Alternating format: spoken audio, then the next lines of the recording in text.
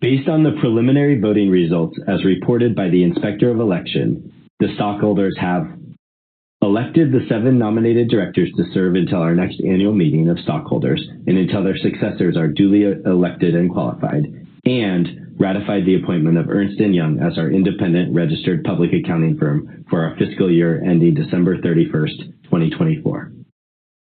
The final voting results will be set forth in a report of the Inspector of Election and will be included with the minutes of this meeting. We will also report the final voting results on a Form 8-K, which we will file with the Securities and Exchange Commission within 4 business days of today's date. This concludes our planned agenda today. As there is no other formal business before us, this annual meeting is adjourned. I'll now turn it over to Carrie Lee from our finance team to oversee a separate Q&A session. Thank you, Ryan. Today, we'll be focusing our Q&A with Ryan on questions related to our commercial business and our artificial intelligence platform. We look forward to engaging with stockholders on other topics in future earnings calls and via investor outreach events. Before we begin, I would like to note that our responses to your questions today may include forward-looking statements. Actual results could differ materially from those contemplated by our forward-looking statements. Reported results should not be considered as an indication of future performance. Please take a look at our filings with the Securities and Exchange Commission for a discussion of the factors that could cause our results to differ materially from those contained in our projections or forward-looking statements. Also, note that any forward-looking statements are based on information available to us as of today's date, and we disclaim any obligation to update any forward-looking statements except as required by law. The first question is, what is Palantir's plan to continue to drive growth in the commercial space aside from boot camps?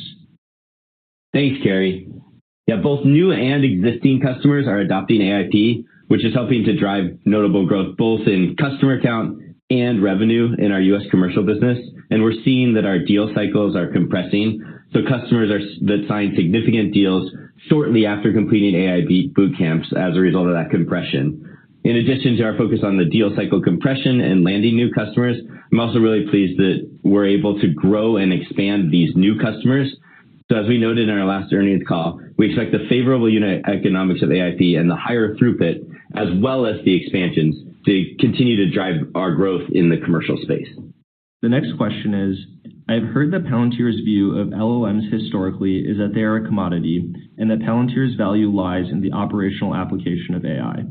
Has this view changed as increasingly powerful models like GPT-4o are being released?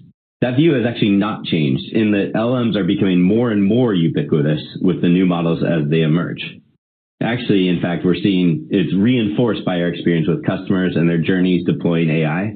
Palantir and AIP are helping them move their AI strategy beyond just chat. And our unique offering, the value impact that we provide, is upstream of those LLMs. And the transformational value of AI is really unlocked when organizations are able to deploy LLMs within their enterprise on their enterprise data in a secure way, allowing them to make operational decisions and actions using AI. Palantir is very well positioned to do this given our years of expertise, our experience making our customers' data accessible and understandable within an ontology so that the organizations can deploy LLMs operationally to achieve the greatest impact. Thank you, Ryan. This concludes. So thank you, John, for posting the Q&A portion of the annual general meeting for Palantir out on X. And for those who want to show your support, give them a follow on there if you can. Always puts out great Palantir news, opinions, and info for all amongst the wider community to share. So you just heard it. For those who didn't know, the Palantir annual general meeting for shareholders took place today, and I missed it myself actually because it may seem contrary to my upload schedule, but I actually do have a full-time day job, just had meetings this morning.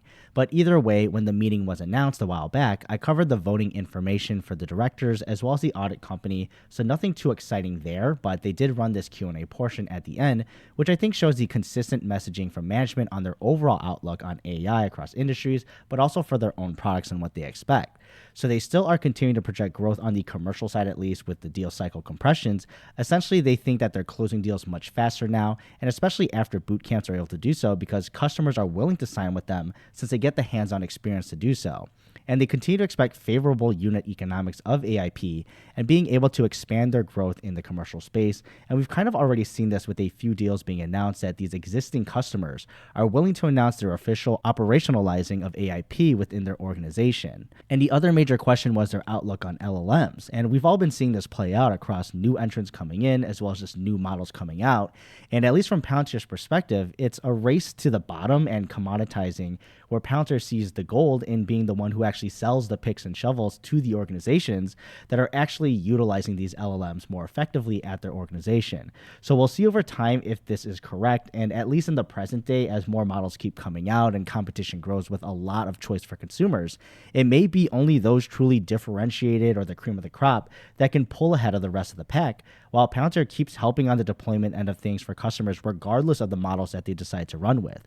So we've already seen this with AIP evaluations, where they literally can compare mix and match LLMs and get the performance here to not only see the best accuracy and answers they get from the models, but also seeing how their compute time is as well as the cost when using it. So Palantir is really building out this infrastructure for customers to almost just jump around, which in turn makes that much more competitive for the LLM business model, meaning that they don't have the stickiness unless they have the performance and the accuracy that meets the customer needs. But let me know your thoughts below, and I'll see you in the next video.